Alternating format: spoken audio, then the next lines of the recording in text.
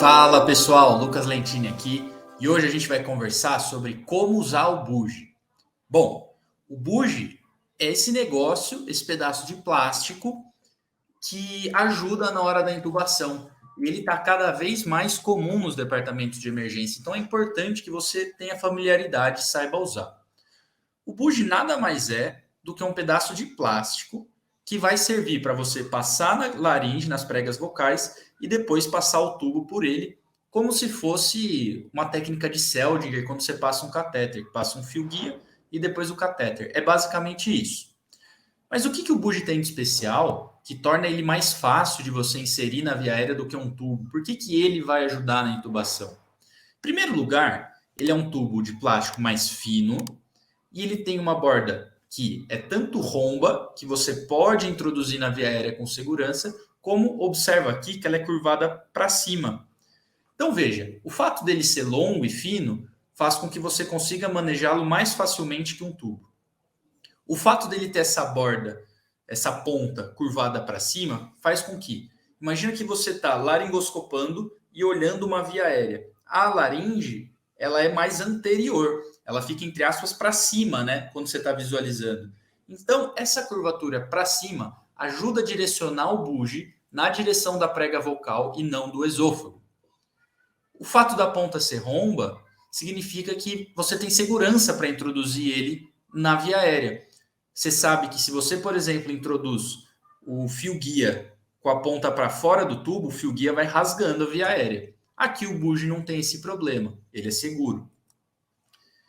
E para que ele serve então, né? Eu vou tentar responder essa pergunta com uma imagem. Imagina você laringoscopa, você está lá, vai entubar, preparou tal, laringoscopou e viu isso aqui. O que você está vendo? Você está vendo a epiglote caída na sua frente e você sabe que para passar o tubo você tem que visualizar as pregas vocais. Se você tem isso daqui, que eu já vou discutir melhor, é um Cormac 3, que você não vê as pregas vocais, você vê a epiglote, mas não vê as pregas vocais, não tem segurança para passar o tubo, o bugie pode te ajudar muito. Porque lembra que eu falei que ele tem a pontinha para cima e a borda romba? Você introduz o bugie ali por baixo e essa borda, essa ponta que aponta para cima, ela vai direcionar para a laringe e não para o esôfago. E aí, estando lá dentro, você passa o tubo pelo bugie. Para lembrar, o Cormac é isso. É uma graduação da qualidade da sua visualização das pregas vocais. Ele vai de 1 a 4, sendo que 1 é ver totalmente a prega vocal, passa pelo 2 ali que você vai vendo parcialmente, vê só as aritenoides, vê só a epiglote, até o ponto do 4 que você não vê nada.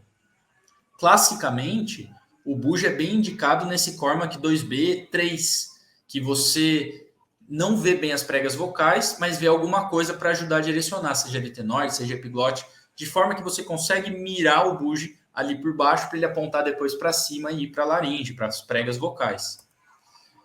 E como que usa na prática? Então eu já falei que ele é um pedaço de plástico com a borda que aponta com a ponta que aponta para cima e com a borda romba, de forma que você vai introduzir ele na laringe, principalmente quando você não tem uma visualização adequada, e depois passar o tubo por ele. Mas na prática, como que é isso? Olha, essa imagem desse artigo aqui mostra bem. Como qualquer intubação, você vai laringoscopar, só que a diferença é, em vez de passar o tubo direto, você passa o bugie com a ponta dele apontando para cima, para a laringe, certo? Beleza. Mas eu falei que você não está vendo bem. Então, quando você passa o bugie ali tentando mirar na laringe, você tem que ter uma confirmação de que o bugie foi para o lugar certo. Porque não adianta nada você passar o bugie, ele cair no esôfago e você entubar o esôfago igual. Então veja, como que você vai saber se uma vez que você passou o bugie, ele está na laringe, né, na traqueia, ou se ele está no esôfago? Bom, o que tem na traqueia que não tem no esôfago? Primeira coisa são os anéis de cartilagem. Quando você passa o bugie pela traqueia, você pode sentir o bugie batendo nos anéis traqueais, tec, tec, tec, tec. Então, se você sentir os cliques da traqueia quando você passa, isso sugere que você está no lugar certo. Nem sempre a gente sente. Veja que eu falei, você pode sentir. Nem sempre a gente vai sentir os cliques traqueais. são um dado semiológico, propedêutico de que ele está lá.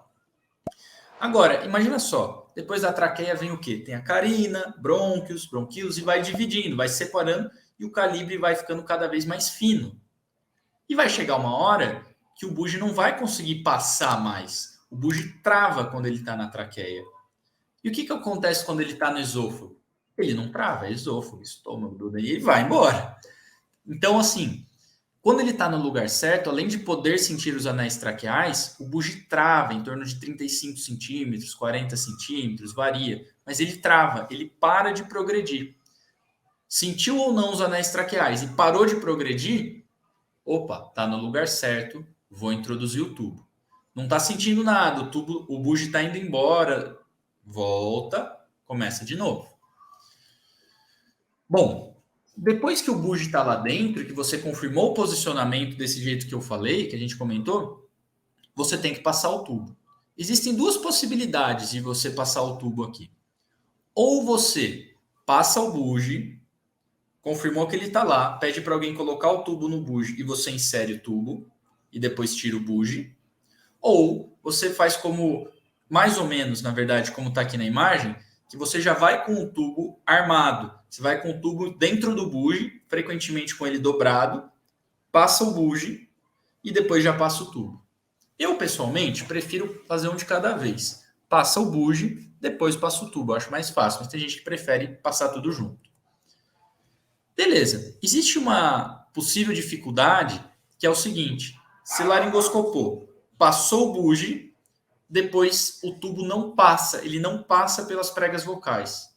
O que você pode fazer? Às vezes, lembra que o tubo é biselado, né? Então, às vezes, pode ser que ele esteja batendo ou na aritenoide ou em algum outro ponto que está obstruindo. Você pode tracionar, girar o tubo 90 graus, e então tentar passar de novo. Outra possibilidade, que infelizmente já aconteceu uma vez, que eu já passei por isso, é que tem alguma estenose na via aérea e o tubo é maior que o buge, obviamente, e ele não passa. E aí você pode tentar um tubo de tamanho menor.